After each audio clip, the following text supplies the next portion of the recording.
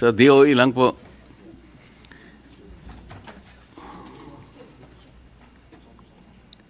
Mr. Chair, siya ngayon po ang presyo ng diesel is 120.95 average po. From 55 pesos pre-crisis level. Ibig sabihin tumaas po ng 120%. Bakit po kaya?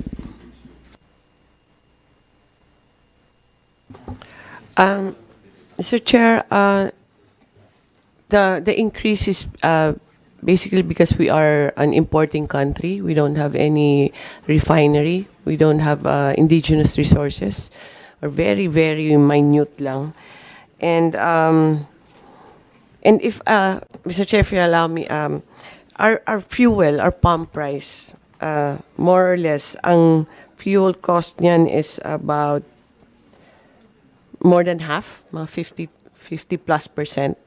Tapos meron kang logistics, ang margin ng companies, pero our tax is about 25%, Mr. Chair. Hindi, alam po natin yun, ma'am. Ang tinatanong ko, bakit po 120% ang itinaas? Ano po ang explanation?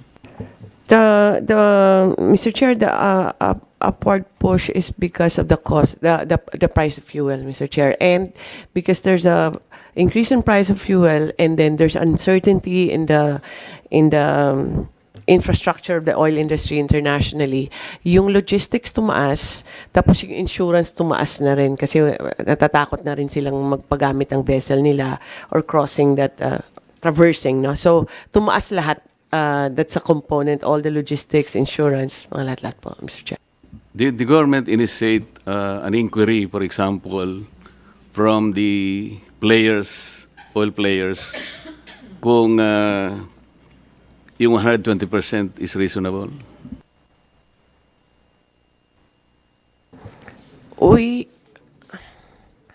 Mr. Chair, we have talked to the oil companies, and we constantly monitor their prices and also the international prices, and also all the trend on the logistics and insurance. Tumataas talaga, and it within range naman yung increase ng pump prices natin, Mr. Chair. Mr. Chair, ang ibig ko sabihin, nung sinabi po nila na talagang ganito ang itataas, 120%, did we take their statement as gospel truth right away?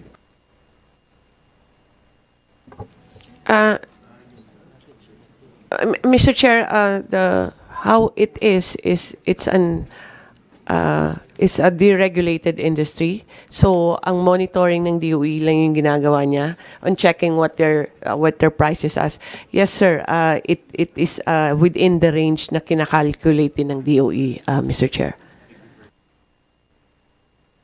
Mr. Chair, kasi po, ang alam ko, ang pinakamalaking refinery sa buong mundo, yung Rotterdam refineries. At meron po yan mga tangke na nakabalagbag sa Singapore. Marami po yan. Pati Petronas po, the second largest in the world, may mga tangke po siya sa Singapore. Nag-check po kasi ako, Mr. Chair. Halimbawa po, yung sa Rotterdam Refinery, kung halimbawa FOB price po, $570 per metric ton. Ang isang metric ton po is 1,180 liters. So kinuwento ko po yon, kasama na po yung itinatawag silang MAPS, yung Means of Platts Singapore, which is $1.71. Yung 15 po, ito yung transport, ano? I-multiply natin ng 60 pesos, ito po yung peso to $1 at dinivide ko ng 1,180 para po makuha natin yung landed cost. Alam po niyo, it's only $29 at 29 pesos 83 centavos. Kapag sinama po natin, kahit hindi natin alisin ang excise, VAT, may importation, distribution, storage, broker fees, SGS survey, 2% CME, ito po yung coconut methyl at saka VAT differential, which is actually 15 pesos and 51 cents. 45 pesos lang po yun eh. So, ang sinasabi ko po, Mr. Chair, bakit hindi po tayo, kasi po narinig ko, sinasabi nyo kanina, nakipag-usap kayo sa South Korea, nakipag-usap kayo sa China, nakipag-usap kayo sa Japan. Bakit hindi po ang gawin ng PNOC, direkta po tayong pumunta, magitan ng vessel natin, magpakarga tayo sa Singapore. O, hindi po dadaan yun ng Strait of Hormuz. Mr. Chair, yan po yung ginagawa ng PNOC. We are actually directly contacting possible suppliers in the US, South America, and North America. Lahat po, in-explore naman yan eh. But on average talaga na, ang gusto namin mag-diversify para hindi lang galing dito sa Middle East yung source natin. Pero ang isang issue din na why there's a limitation on the US source or on the other side, medyo 30, 45 days kasi yung delivery. So may mga logistical. But based on what are the offers to us, kasi fina-farm out yun yung offer ng PNOC, ang mga presyo, Mr. Chair, abot ng mga $200 per barrel eh. Madabag sinasabi ko po ay yung mga tangke na nandun sa Singapore. Dalawang malalaking refinery sa mundo, Rotterdam Refinery at saka yung Petronas ng Malaysia. Pareho po silang may tangke. Kapag ka po ang pinag-usapan natin, yung Petronas Malaysia Refinery, yun po CIF, hindi POB. Kaya $640 per metric ton. Alam po niyo yung kwenta ko ron, 32 pesos and 63 centavos. Isama natin po yung additional cost. Huwag na po nating ialisin ang excise, VAT, and so on and so forth. 15.51, ang magiging presyo, mahal lang ng konti, 48 pesos per liter. Bakit po sinasabi natin, kinakausap natin ang Amerika o sa Caribbean, kung ano man yung gusto nyo kausapin, South Korea, or ang sinasabi ko po, nasa Singapore po yung mga tangke. Pwede po nating i-dispatch ang diesel natin, diesel tank transaction lang po pinag-uusapan natin eh. Nakapagtanong po ako sa kaibigan sa mga industry sa Singapore, kaya ko po nakakuha itong ganitong mga data. Kaya po tinatanong ko sa inyo, paano po nangyari, ang sabi ng Pangulo 2 weeks ago, meron po tayong about 50 to 60 days. 2 weeks lang po nangyari. Meron pa po tayong stock. Bakit sumipa po ng 120%? Yun po yung tinatanong ko. Nag-react po lahat ang ating mga sektor. Agriculture, transport, lahat na po.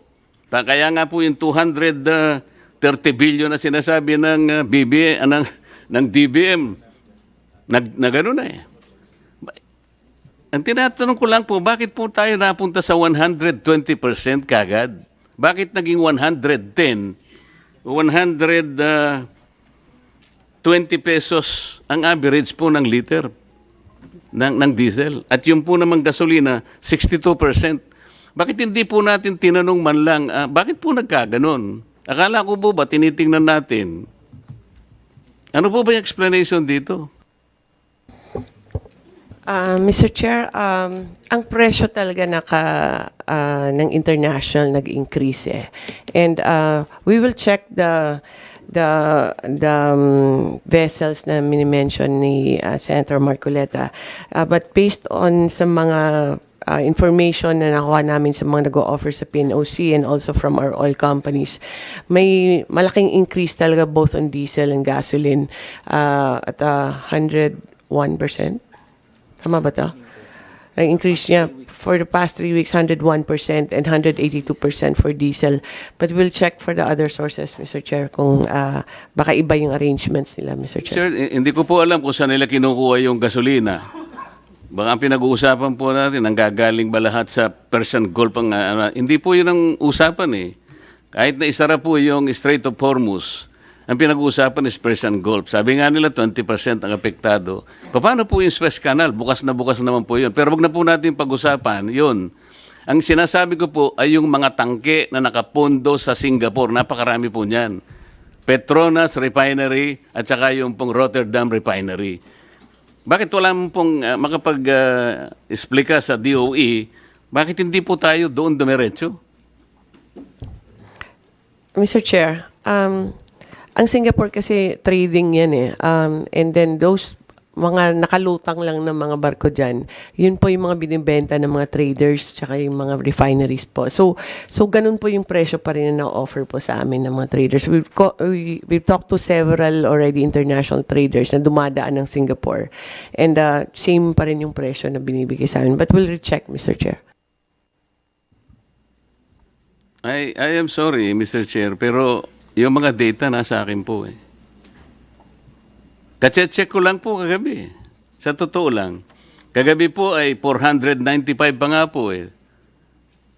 Per metric ton. Idagdag po natin ang shipping na $15. At saka yung 1.71. Ito nga po yung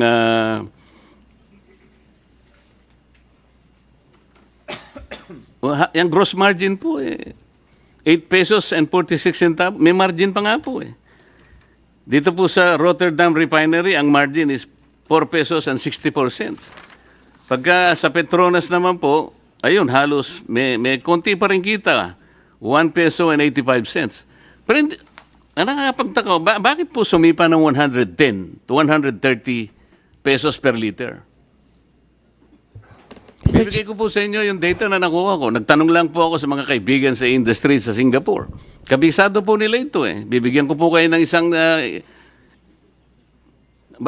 ang tinatanong ko po, bakit nagsimula tayo na tinanggap natin kagad 110 pesos to 130 pesos na po ngayon ng ang average nga 120 pesos na ang diesel, tinanggap na lang natin ang ganon. What happened?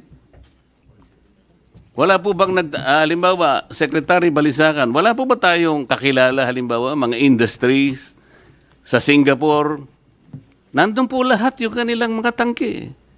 Pwede po nating makita, kahit kayo po, tanong ninyo kung magkano ngayon. Nahawak ko po yung mga data eh. 29 pesos and 83 cents. Rotterdam Refinery, tanks based in Singapore. Petronas, 32 pesos and 63 centavos. May kita pa po eh. Paano po nangyari biglang sumipa ng 110? From 55 pesos, for example, naging 110. Kaya po nagkaroon po tayo ng crisis. Parang imagine po yung crisis eh. Ang tinatanong ko po sa DOE, meron po bang nagkaroon po ba tayo ng inquiry? Pinatawag po ba natin ang mga oil companies? Yes, Mr. Chair. Mr. Chair, we've been meeting with the oil company several times. Ang presyo, sinusundan yung maps. And then, ang the rest, Mr. Chair, umi-increase yung logistics tsaka yung insurance. Pero yung premium po, Mr. Chair, for you to be able to purchase a supply, dati po mga $5 to $10 lang yan. Ngayon po mga $60 na. So umaakyat talaga lahat, Mr. Chair. Ang sinasabi po ninyo, Madam Secretary, Mr. Chair, ay yung pong panganib na dadaan po kayo sa Strait of Hormuz. Ang pupuntahan po natin Singapore, ang layo naman po sa Strait of Hormuz noon eh. Nagkakaintindihan po ba tayo? Yes, Mr. Chair. No, it's not a Strait of Hormuz na we are just getting products also from Singapore and all Southeast Asian countries, Mr. Chair.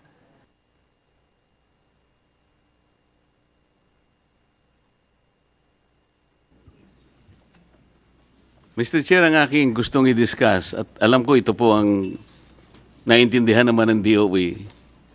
Ito po dahil sinasabi natin may crisis na, tank to vessel procedure na po ang pinag-uusapan natin. Yung ating pong, ang ating vessel, siya na po yung lalapit doon sa tangke sa Singapore. Hindi po ba nyo alam mga procedures? Nasa akin yung procedures, nakuha ko kung paano po natin mapapadali ito eh. Ayun po yung FOB price, $570 per metric tons. Rotterdam Refinery, tanks based in Singapore. Yung Petronas naman po, 640 dahil hindi FOB yun, CIF. Ngayon, kukwentahin po natin lahat ang mga local add-on, kagaya po na sinasabi ninyo, 15 pesos, 51 centavos lang per liter yun. Kahit idagdag po ninyo yun, Sa 55 pesos, may kita pa po eh. Kaya tinatanong ko po, paano po tayo napunta sa 110?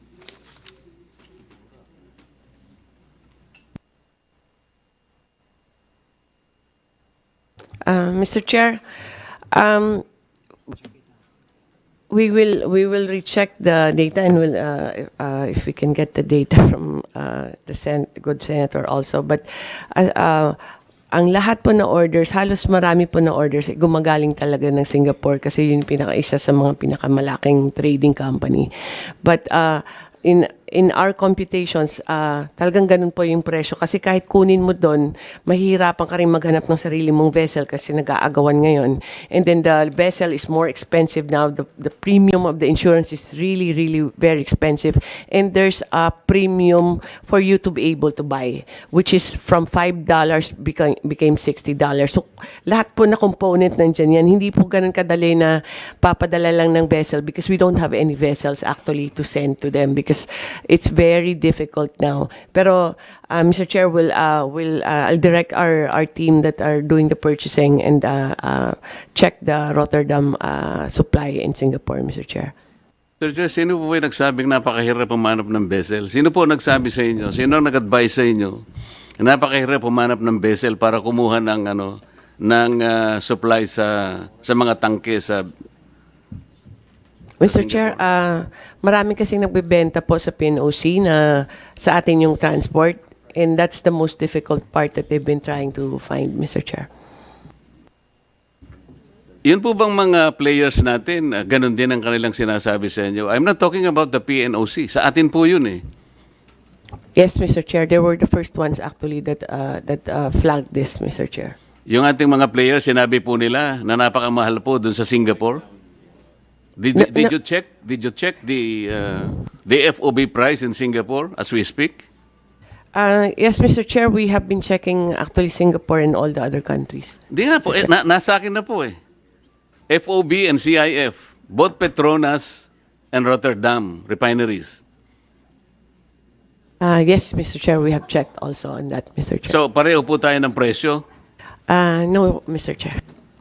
Saan po nyo kinukuha yung presyo ninyo? Ito nga yung sinasabi ko, dapat po nagkaroon ng inquiry man lang. Kung halimbawa, sinabi ng mga players ganito, kaya nga tanong ko po, did we take those as gospel truth? Paano po natin chinek? Mr. Chair, this is based on also on the maps as we have prescribed how the computations will be, and also, Mr. Chair, on the experience of PNOC in... Secretary, ang maps po is only $1.71. Sinasabi ko na po ito eh. Kanina po yung presentation kanina, yung Dubai Plots. Hindi po relevant yun because we are not getting something sa Dubai. Ang sinasabi ko, Singapore lang. I'm trying to direct the conversation to Singapore. Nandun po yung mga tangke ng dalawang refineries. Pwede po ninyong check-in ngayon. Yung sinasabi, kung totoo yung sinasabi ko, hindi.